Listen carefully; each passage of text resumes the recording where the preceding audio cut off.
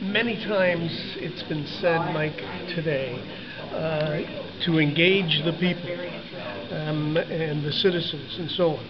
As you well know, if there had been some of the groups from Saugeen Shores here, when they heard that, they would have giggled because they feel they aren't being engaged. So how do you answer a charge like that regarding this process? Well, this process is about dialogue. It's about learning.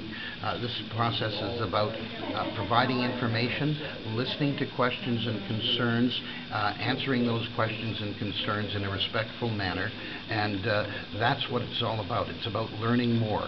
The NWMO learning about communities, and communities learning about the Canada's plan for the long-term management of used nuclear fuel and the process to select a site in a respectful manner. Okay, and so you've, or the NWO has chosen not to go to town hall meetings conducted by these groups, and it's been pointed out. The NWMO has met with groups and various individuals. We often meet with people who have expressed opposition to the project, and we have had dialogue with many of these people, and we invite it. Everybody's views are important. Everybody's views need to be taken into account, and everybody has a right and an expectation to be involved in important public policy decisions that affect them, and that's why the NWMO has a process of dialogue that allows people to respectfully exchange ideas, views, questions, answers. How is it that you help with keeping communities cohesive who are not cohesive right now? Well, the NWMO, again, has many different ways of meeting with people, engaging citizens, providing responses to their questions, answering their concerns, and taking into account their concerns as we move forward. During the feasibility study step, if communities decide to move forward through that step, a very important part of it is community well-being, where communities can talk about and what their aspirations are for themselves, what's important, what's valuable to them, and then assess this project against those values, against the things that they have decided are important for them. And this is different for different communities, and we learn in each community that we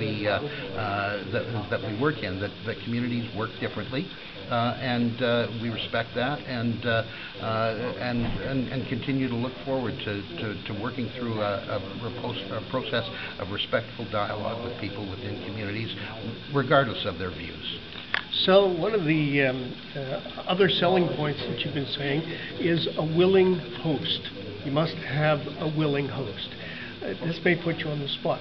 Is Saugeen Shores, as you see it right now, considering the problems, a willing host? Saugeen Shores is a learning community. There are no communities that are involved in this process that are at the point where they have been asked or have wanted to express willingness in this project.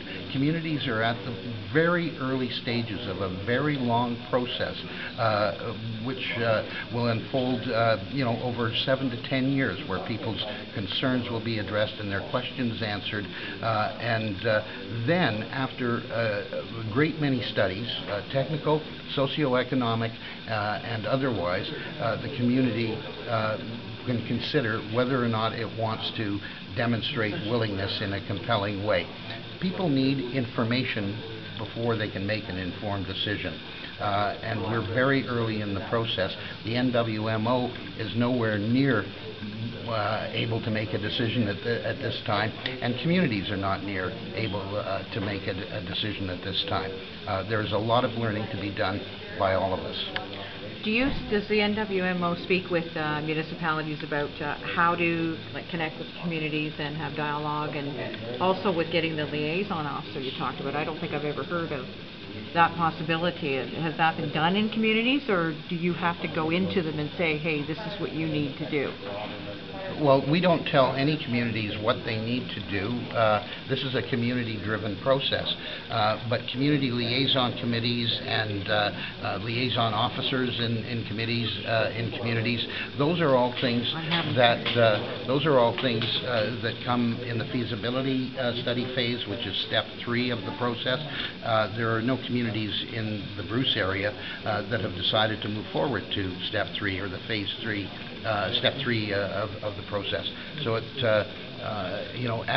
the process unfolds in communities, and there are, I think, 8 communities now that are in step 3, and I think all of them have set up community liaison committees, and I think most of them have hired at least part-time help to assist them with the file, the NWMO file in their communities.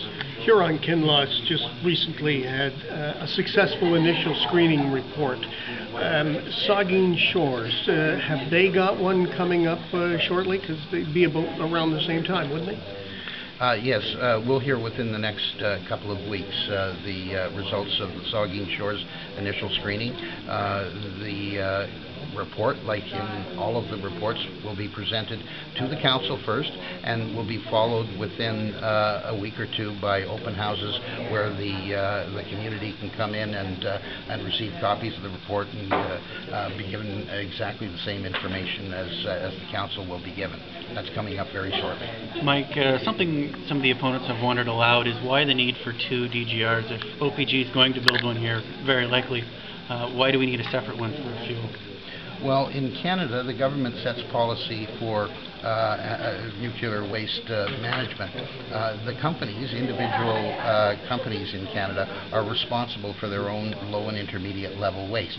The federal policy is that the Nuclear Waste Management Organization is responsible for used nuclear fuel. I don't know the engineering specifics of the low and intermediate level waste repository, but low and intermediate level waste has very different characteristics from used nuclear fuel. Okay.